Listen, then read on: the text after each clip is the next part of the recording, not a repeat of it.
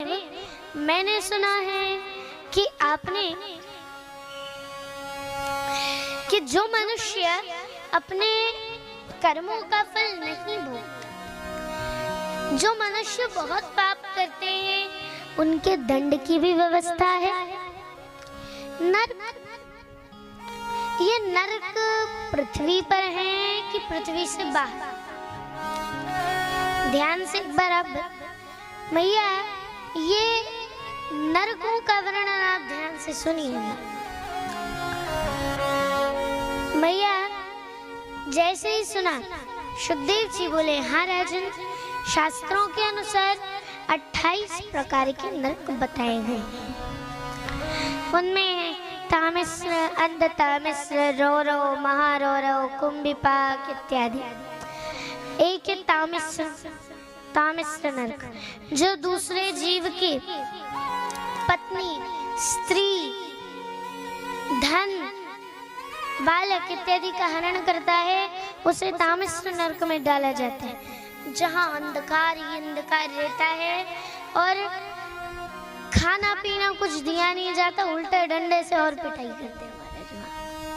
ऐसा ही है अंधतामिश्र नरक, जहाँ पर सेम यही काम है। जो लोग किसी की स्त्री, किसी का धन, किसी का बच्चा इत्यादि, किसी का सामान की चोरी, किसी के धन की चोरी, ये सब करते हैं, उन लोगों को अंधतामिश्र नरक में भी डाला जाता है, जहाँ पर खूब अंधकार रहता है और वहाँ उसकी आंखें भी नहीं होती,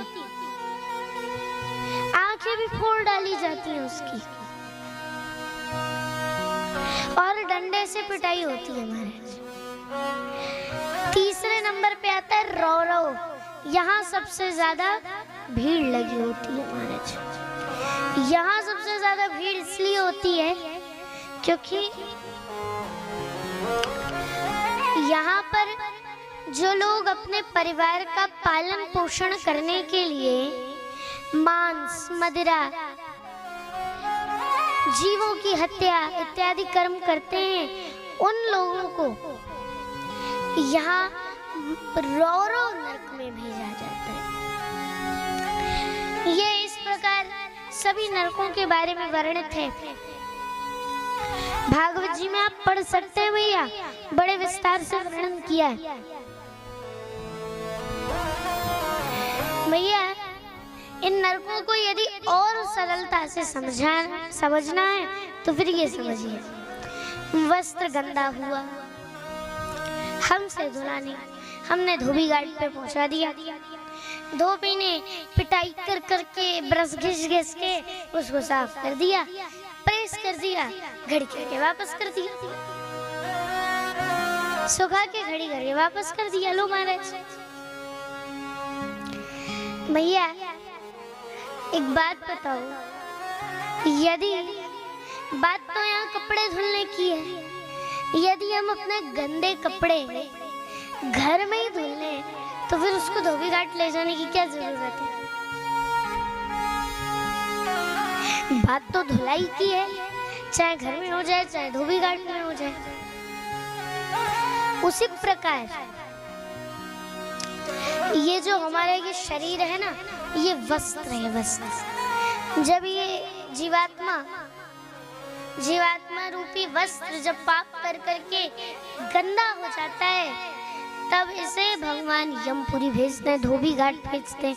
जाओ भैया, धोबी भैया तुम्हारी सफाई करेंगे। धोबी घाट पे जाते हैं, धोबी घाट में यमराज डंडा लेके धोबी बने खड़े हैं, यमलोक है धोबी घाट, और वहां पे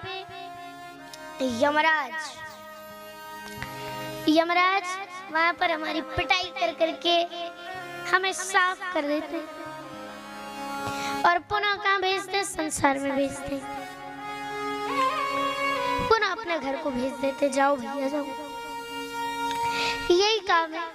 परंतु यदि हम अपने गंदे कपड़े, यानी हम अपने मल को भक्ति रूपी साबुन से स्वयं ही धुल लें, तो फिर धोबी घाट जाने की क्या जरूरत है?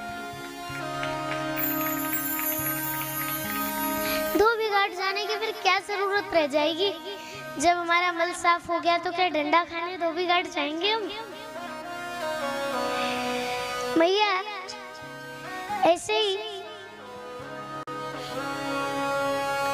सुखदेव जी कहते हैं, राजन यदि इसे और सरलता से समझना है तो एक और दृष्टांत है। हमारे रसोई में एक कपड़ा होता है जिससे माताएं बहनें घी, तेल, हल्दी, नमक सब एक साथ पूज डालती है। दही, दूध सब उसी में लगा रहता है। फिर जब वो बहुत गंदा हो जाता है तब उसको धोते हैं। पहले ठंडे पानी के सरफ में धुलते हैं, नहीं धुला, अब क्या करें महाराज? फिर गर्म पानी में धुलते हैं, फिर भी नहीं साफ होता तो फिर तो कपड़े कूटने वाली कूटनी से कुटाई होती है और ब्रश से घिसाई होती है। वही बात है, यमराज अपना डंडा लेके कूटनी लेके खड़े हैं, आओ आप लोग, हम साफ करते जाते हैं।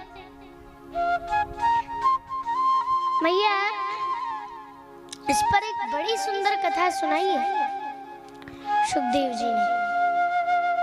अजामिल उपाख्यान। एक थे अजामिल। सुखदेव जी कहते, राजन